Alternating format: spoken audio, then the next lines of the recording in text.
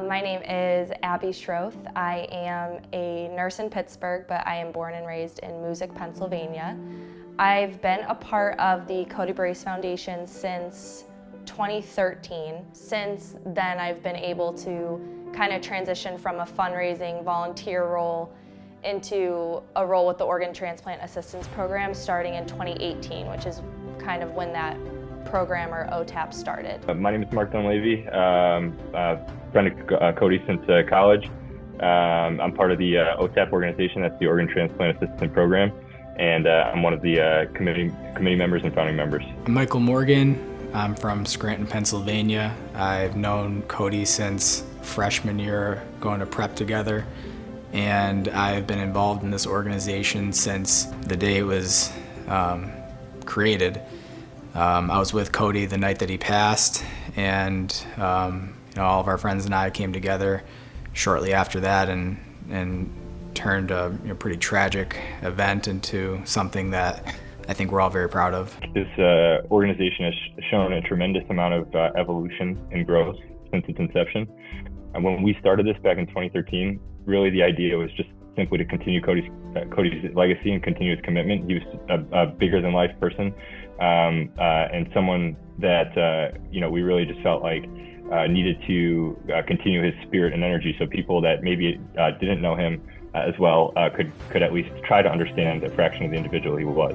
And so at its inception, it was really just our 3-on-3 basketball tournament, continue his memory, raise money for the scholarship to Scranton Prep. But throughout that time period, we did feel that the overall essence and spirit of organ donation really captured Cody's giving spirit well. So Cody was someone that wasn't afraid to go against the popular opinion.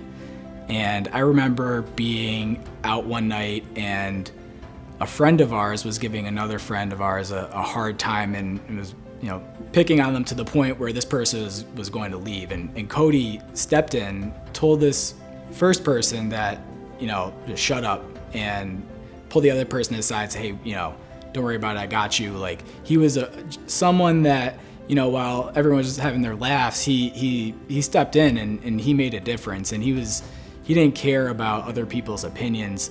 He knew it was right. And I think that, at a young age, when you're an adolescent and there's peer pressure and things like that, he was above the standard that I think other people were at that age, and someone that was ahead of his time. Cody was a stand-up guy. He was hilarious. He was competitive. He's fun to be around. I miss him. He's someone that I looked forward to meeting up with. Cody was an outstanding human being. I think what defined Cody was, personable, athletic, all those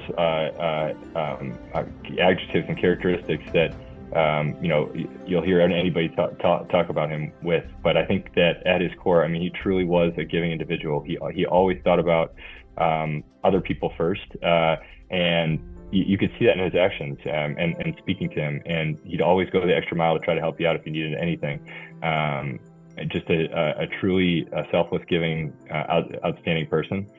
And I think that spirit is what inspired all of us to continue this foundation and to continue and to create and then continue the Organ Transplant Assistance Program, because I think that it did embody his spirit. My name is Michael Dranchak, originally from Taylor, Pennsylvania. I went to Riverside High School, so I'm local to the Scranton area. I lived in Philadelphia for 7 years, where I met my wife, who coincidentally was my neighbor and from Scranton, went to Scranton High School. We were together 3 years and then got married last April. And then we were pregnant shortly after with our first baby, who is Luca. And Luca was born in January, and we live in Mountaintown, Pennsylvania. But right now we are residing in Philadelphia at our apartment by Children's Hospital in Philadelphia. Luca was born January 21st.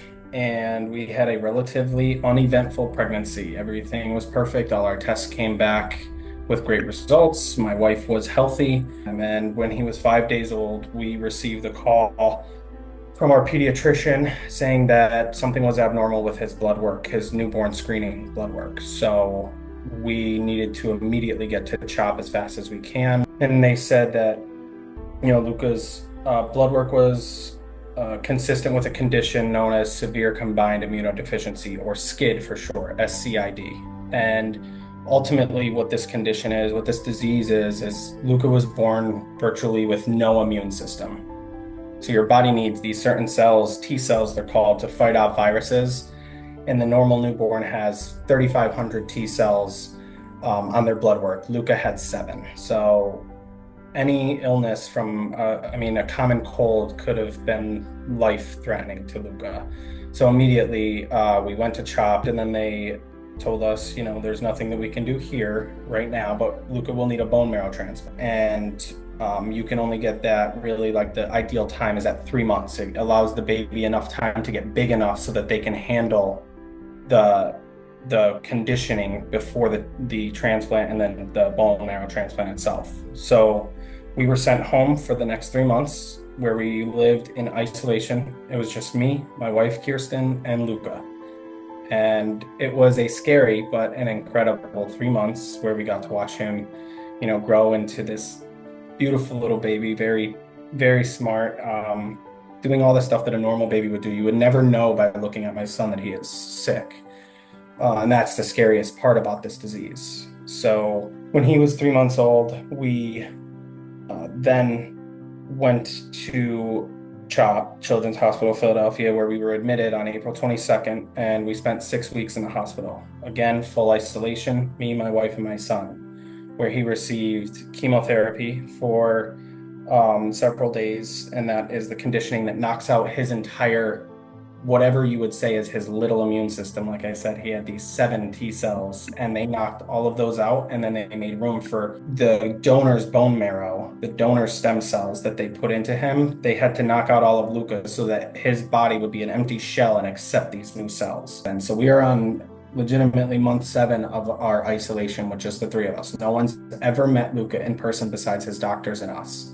So as long as this is caught early, and the baby doesn't get sick before the transplant, you have the best chance of them being able to generate this new immune system from the donor and living a relatively normal life.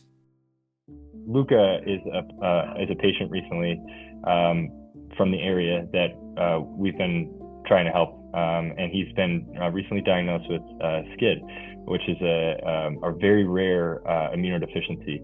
Not only does he have to be at a specialized hospital such as CHOP to receive his care, awaiting his bone marrow transplant, but his family has had to stay there by his, quote unquote bedside or outside his room that entire time. So they have been living in Philadelphia, and they need housing, they need food, they need basic needs to live. And so not only is his condition potentially tragic and takes a lot out of not only what he's going through, but his family is going through an extremely difficult time trying to figure out how to pay for all of this. The financial burden alone is incredible. I mean, you think about it, we just bought our home last year. So we were married in April. We announced our pregnancy in May. And then we bought a home in September of last year.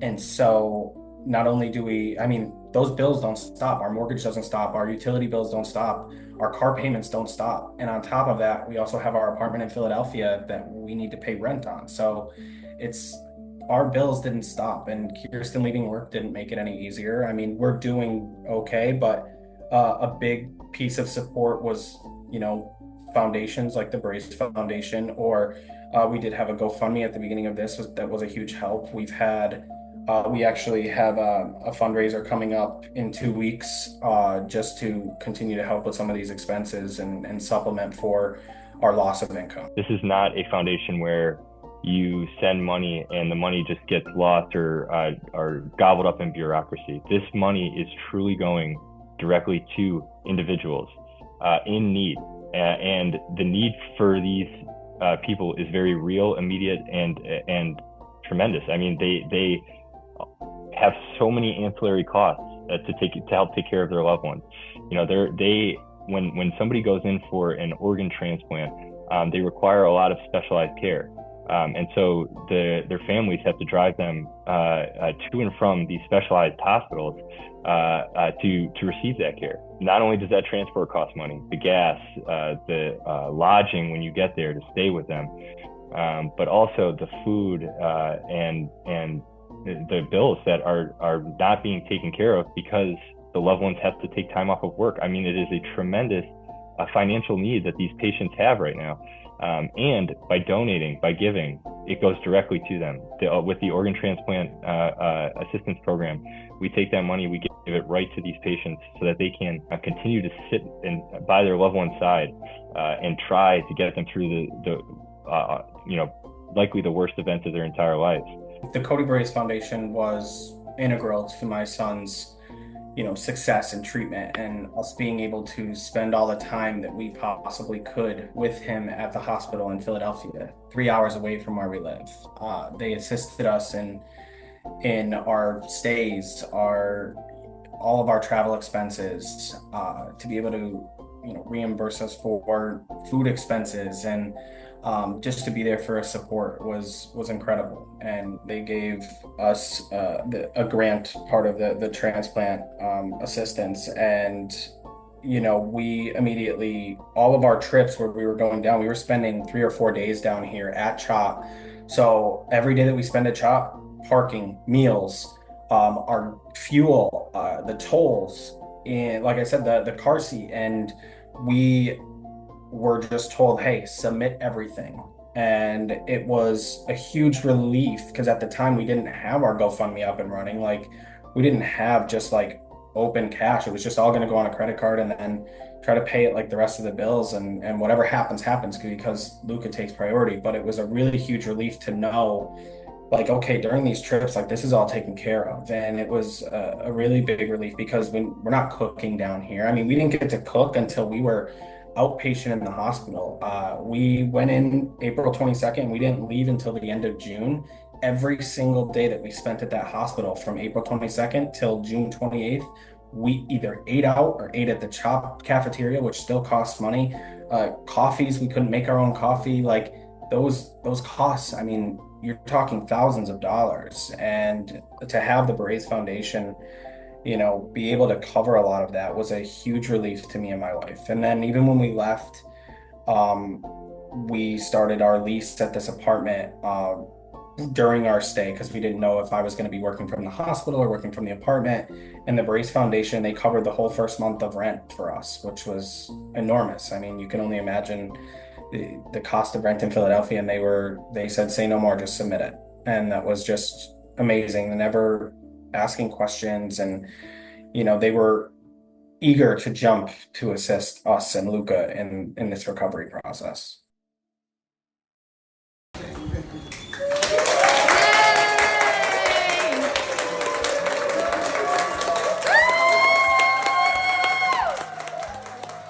I'm happy to share that Luca is doing incredible. He is a perfect, nearly 7-month-old baby. He is just amazing. He's charismatic. He's super funny and silly, and he is just your everyday 7-month-old baby. But he is still growing his new immune system.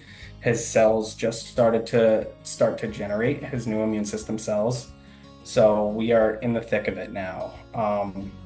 They anticipate it being anywhere between a 6 and 12-month process post-transplant for him to have a full immune system. Through the incredible gift of organ donation, he was able to receive a bone marrow transplant from an incredibly selfless donor who was able to give that to him. And I just think that is an incredible opportunity to make a huge impact and difference in someone's life. It's just so important to just be an organ donor, be educated on how much you could really impact someone's life by, I don't want to make the decision small, but it really can just make the largest impact by just making the smallest check on a form for your license. it really can just change someone's life and save someone's life. Being an organ donor is important because of what you are witnessing tonight. To date, we've given out more than $240,000 to patients on or awaiting organ transplantation. It's something I'm really proud of. It's something that wouldn't have happened if Cody wasn't an organ donor. I think that through this foundation, what we're hoping to do is not only, as I discussed previously, raise funds for patients going through this, but it's also to raise awareness for this issue, because with Cody's final act of selflessness and giving, he literally changed and saved the lives of over 10 people. His heart, his liver, his skin, his eyes are now living on in other people, to allow them to have a full and fulfilling life, whereas they wouldn't have otherwise. They would who knows, succumb to their illness or live with impairment, or just be worse off. And so I think that it's an easy process to go through to become an organ donor. You go online and sign up today. You can go through our foundation. All of the instructions are there, all the links that you need. Through that simple act, you can literally change other people's lives, which is truly a special gift to give to somebody. Truthfully, all of the 3-on-3 teams that enter our tournament, all of the patrons who want to participate in our lovely basket raffles, people who come to our night event, you really are making an impact in the lives of patients waiting on the transplant list and their families. So please know that you are significantly impacting and improving the lives of others, and we thank you so much for your support.